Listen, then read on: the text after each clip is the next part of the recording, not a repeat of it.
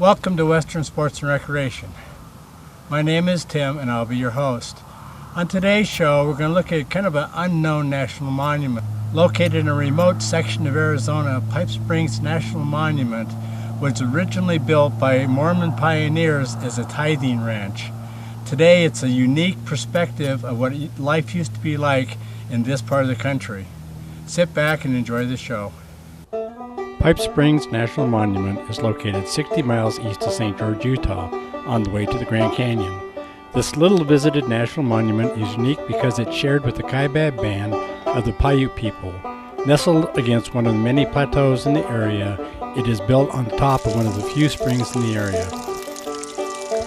Prior to the coming of the pioneers and the development of Pipe Springs, this area was covered in thick grasses. The grasses in the natural spring were the reason that Windsor Castle was built here, but after many years of overgrazing, the grasses in the ground have been all but depleted and have not returned.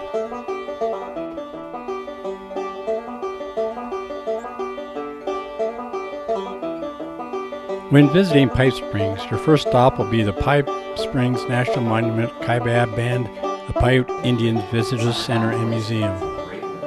The center serves as an entry to the Pipe Springs National Monument and provides exhibits about the people and cultures who have lived in this region for centuries.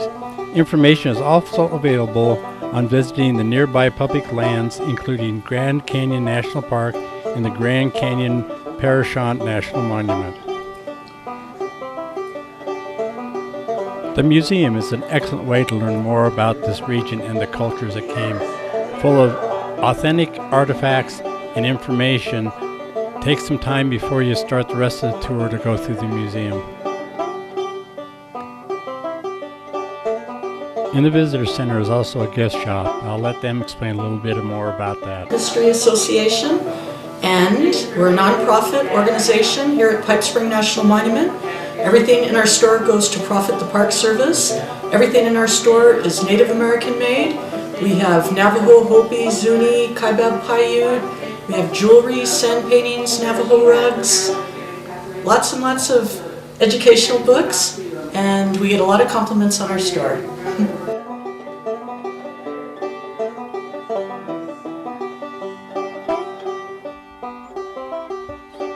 Although only replicas of the old wickiups built by the local Indian people, these shelters give you a good idea of how surviving in this area was very hard.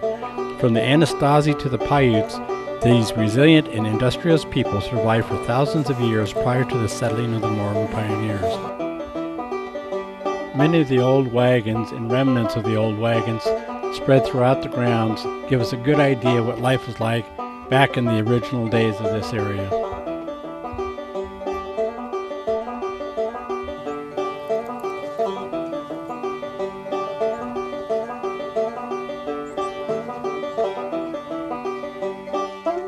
There's a peace in this area, especially around the large pond. Even in the hot summer days, sitting next to the pond or just walking around the pond and watching ducks is a very relaxing time.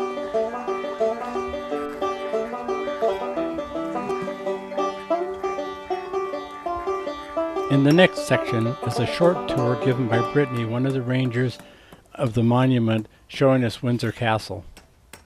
My name is Brittany and I will be your tour guide through the Windsor Castle. So as you can see, we're definitely in a fort type building. The Mormon church who built the Windsor Castle built a fort type building to protect the families that would occupy Windsor Castle. As they lived in the area, they soon found that they did not need a building of this type, that the natives that lived in the area were very friendly natives, that they were not a warring tribe, that they were safe here. And so this building was never fired upon, never attacked in any way, and never was fired out of. We did have neighboring tribes that were warring tribes, which were the Navajo and the Ute, which would raid their animals and take food and take lives if they needed to. But this was not the case with the Paiute people that lived here. We'd like to point out about the Windsor Castle. It was the very first home for the telegraph office in Arizona. There is the sign there, Deseret Telegraph. That job was mainly held by women, and the very first telegrapher here at the Windsor Castle was about 16 years old. So parlor, this is the parlor. This is the room where here in the hillside, this is where the spring would have started. That was originally here. So these rooms run a little bit cooler. We are in the parlor, and we always point out Mr. and Mr. Windsor, located above the fireplace there. They were the first occupants of Windsor Castle. And the Windsor Castle was built for the purpose of a tithing ranch, to run a tithing ranch. So that is why it was built. All right, we're in the kitchen area. This is the kitchen area. As you can see, very cute little room. This is the way the dinner table would have been set up in those days. They had the chairs turned outward. That was to give travelers and those who were going to have a meal a reminder that they needed to kneel, say a prayer for their food, turn their chair around, and have their meal. As you can see, the dinnerware would have always been turned upside down due to the amount of dust that was in the area. With cattle grazing, sheep grazing, dust storms were very well known here. So dust was a huge factor. One of the unique items that we have on the table is the mustache cup. So a lot of people have never seen one of those, but it has a little lip in it to protect the mustache. So things are not original to the building, may have sat here at one time, may not have. As Mr. Leonard Heaton, the very first superintendent, turned it into a monument as he ran the first monument and was giving tours. He asked the different families that had occupied Windsor Castle for donations of different items from that time period. A lot of the items were given by his own mother, but the one thing that is original to the Windsor Castle is the stove. It was purchased from Chicago, brought by railroad to Cedar City, Utah, and then brought by wagon from here. Most of these stoves that you see of this style have 4 burners. This one's quite unique, has 6 burners, a hot water tank, an oven, and a warmer. So a big upgrade to the Windsor Castle. And it is written that as it came, it was brand new, and Mr. Woolley wanted to use it as a desk and not allow his wife to cook on it. So due to the fact that it was so beautiful, I'm sure.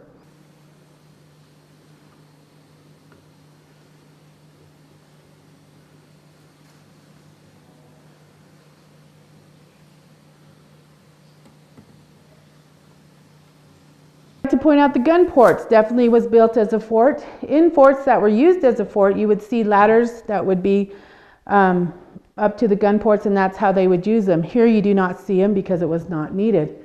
Here's the lookout tower, and see, what is the two brothers' names? A small kid would probably be placed up there, and he could see for miles out on the prairie there. This is the meeting room. This room would have been held for school, church, meetings, and also where the children slept. And as we know, back in those days, they would have, put as many children in the beds as they possibly could, laying both ways. Parents had their bedroom there, which was, for their privacy. So the parents' bedroom is located there. To construct Windsor Castle came directly from the hillside here. We have an awesome little trail that takes you up, and you can see directly where the rock has come from.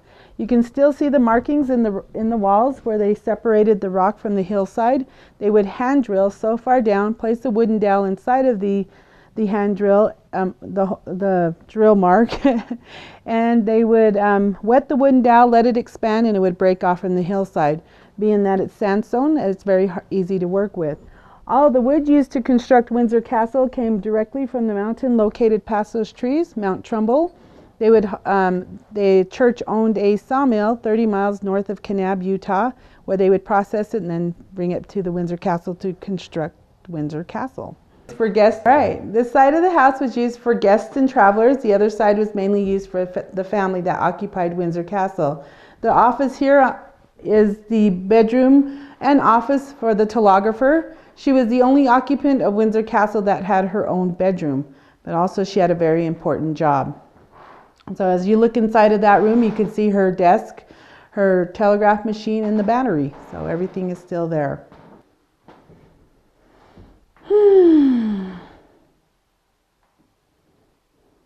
In the room here, it is made out of pine wood, but it is done with the faux graining, which is done with a feather. So as you can see, it's painted and stained to be made to look very exquisite. But as you look up, if you were able to look at it up close, you would see that it's definitely painted.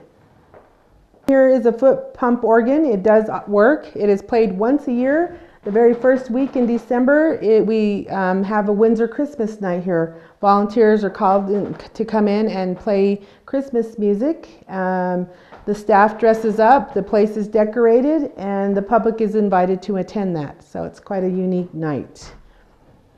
We also point out the couch here, also known as the Mormon couch, but it's very unique style. It pulls out and makes into a bed. So kind of a unique piece of furniture. All right, this is this room, and we'll head downstairs. All right, the courtyard was definitely used for entertainment. Dances were held here, being that they loved to play music. Music was played and dances were held here. We also point out that rain was saved. Rainwater was saved. The women like to use it to wash their hair with, but there's not a whole lot of rain here in this area. We only get about 12 inches of rain a year, so not a whole lot of hair washing. All right, we'll head downstairs into the spring. You can see this is like the walk-in refrigerator of the house. This is not the original spring. The original spring in 1999, due to an earthquake, no longer ran. That earthquake took place in Zion. This is another spring source pumped up to give us the same effect. Here at the Windsor Castle, the daily process was to milk 80 to 100 cows twice a day. All of the milk would have been brought here, placed into pans, and let the cream separate. As the cream separated, they would take the cream, churn it into butter, place into the ceramic holders, and to keep cool. They would make about 40 pounds of butter here a day. So they would take the rest of the milk, bring it into this room here, pour it into the cheese vat, which is also a double boiler. Would heat the milk to about 120 degrees, add rennet that is used to make cheese. As cheese curdles form, they would cut the cheese curdles into small sized pieces with the blade there, sift it out with the sifter there, pour it into the cheese press, and out would come a 70-pound block of cheese. This was the process done here every day at Windsor Castle. Every 2 weeks, wagons would pull into the courtyard. All of the butter and all of the cheese would be packed into barrels, loaded onto the wagons, along with fruits and vegetables, and also cattle would have been tied on the back of the wagon train. All of this would have been taken to St. George, which took about 4 days by wagon, taken to the warehouse located in St. George. As the workers that were building the St. George LDS Temple, for their work, they would be offered food vouchers for their pay. They would take the food vouchers to the warehouse and purchase food for their families. So that is the purpose and the reason for Windsor Castle and the making of cheese and butter. From 1871 to 1876, the ranch was a beef and dairy operation. Every 2 weeks, Windsor took butter, cheese, and cattle to St. George.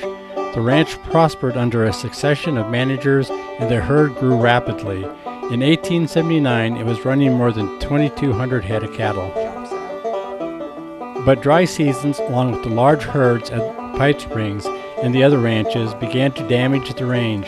Pipe Springs suffered economically, although it continued to be an active ranch and resting place for the travelers. Although no longer a working ranch, Pipe Springs is still active with everyday goings-on of an old settlement. The ranch is down to only 2 cattle and several horses, but it's still a great way to view how the pioneers lived day to day. There are still ranch hands and rangers that stay active every day, keeping the livestock fed and keeping the ranch in repair.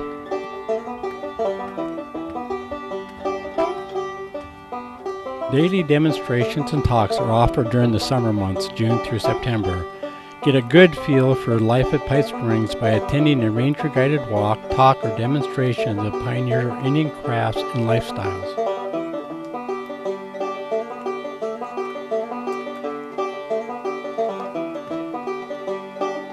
The bunkhouses have been kept much like they were when it was a full working ranch.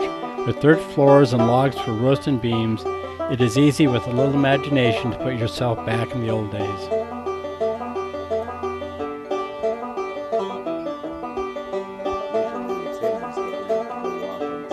The Texas Longhorn was an important breed of cattle in this area, bred to be able to survive the harsh conditions.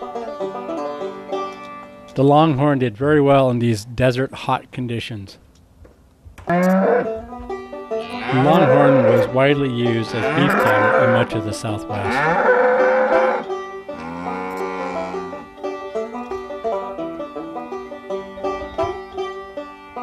In the 1880s and 1890s, the remote fort of Pipe Springs became a refuge for wives hiding from federal marshals enforcing anti-polygamy laws.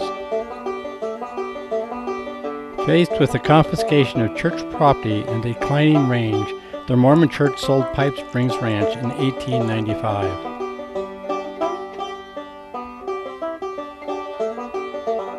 Although private, it continued as a central ranch for large herds of cattle on the Arizona Strip. Its doors remained open to travelers of every stripe: cowboys, traders, salesmen, and neighbors. Hired girl Maggie Cox Heaton recalled, "I welcomed lots of strangers and made pies and cakes and bread for them. It was a busy place, a real busy place because of the cattle." If you're looking for a little history of the area, looking for a simple day outing, or just traveling through, Pipe Springs is an interesting and quiet place to come. In this part of the shore, what I wanted to talk about is a thing called depth of field. I'm sure everybody's gone out and you've taken pictures and you've noticed that there are certain things in focus and certain things out of focus. Well, that's actually the depth of field of the picture. The neat thing about the depth of field is you can actually adjust that. It adjusts by using something called the aperture. And let me explain what aperture is. Aperture is how big an opening is. There's a little shutter inside your camera, and it expands or contracts depending on how much light is there. Like if you go inside the house, you've noticed that your pupil gets big because there's very little light in there, so it gets big to let more light in. And as you go outside, it gets smaller because it has to regulate the light, and there's too much light out there, so it gets smaller to keep the light out. The larger the number, the less light it lets in. The slower the number, the more light it lets in. As far as depth of field is concerned, the higher the number, the more area that is in focus. The lower number, the less area is in focus. And there's a really easy way to start figuring out how to use your depth of field. And this is something I do in class. There's a setting on most cameras, either if an SLR type, it has it on top. If it's just a point and shoot type, and some SLRs actually have it in the back, but it's called AV. AV is an aperture priority setting on your camera. You set it to that, and you can adjust the aperture, and it sets the shutter speed so that the exposure is correct. But by using that, you can just play with the aperture alone and adjust your depth of field. So what I want you to do to really try this is go outside. It really doesn't matter where you go, and kind of set up a picture. Find something where there's something kind of close in the foreground, something kind of mid-range, and then something quite far away. Focus to the thing in the middle, the mid-range item that you have. Take your camera, again, put it on AV, and turn it down to where your aperture is at a very low number. And that's going to vary from one camera to the next. But say if it goes to 2.8 or 4.0, set it to that, and then take the picture. Then go up about halfway on your f-stop, and you can adjust your f-stop to see what's the high end and what's the low end. Go about halfway. And on most of the SLR cameras, the low is 2.8, the high is usually pretty close to 16 or 32. So you want to go like f8 or f9. Take the same picture again, then change the setting again to a very high number like 16 or 32, and take the same picture. Where you're going to see when you get your prints back or you put them on your computer is the lower the f-stop, the less depth of field there is. The higher the f-stop, the more depth of field there is. This becomes really dramatic when you're doing pictures of plants, like a close-up picture, because when you're doing close-up, you're really talking about depth of field of inches and even half inches. So if you do the same type of shot, again, flower or whatever, and get really close to it, do like a macro type shot on it, set your camera up, set it to AV again, set your aperture to the lowest number again, if 2.8 or 4.0, whatever it is. Take the picture, find the mid-range of your aperture, set it that, take the same picture again, then take the same picture and the highest number aperture you can do. And again, what you're going to find is a real dramatic difference on how it looks. It's a great way to start to learn your camera. And it's one of the tricks that you all of a sudden you can really determine what you want in the picture and what you want out of the picture. If you're taking a picture of mountains and you really want those to be real clear, but there's a lot of busy stuff in the foreground, by setting your aperture at the lowest number you possibly can, and then using your camera and focusing on the mountains, it's going to put the stuff in the foreground blurred, and the background is going to become more distinctive. Give it a try, and I mean, photography is a real neat thing to do when you start getting in, find out that your camera can do a whole lot more than just pointing it at the object and taking the picture. I hope you've enjoyed the show. It's a lot of fun to come out here. It's a great place to take the kids for a day, picnic. There's all kinds of stuff to actually do around here. It's on the way to the north rim of the Grand Canyon. I say if you have a little time, it's a great spot to go. Anyway, thanks for watching the show.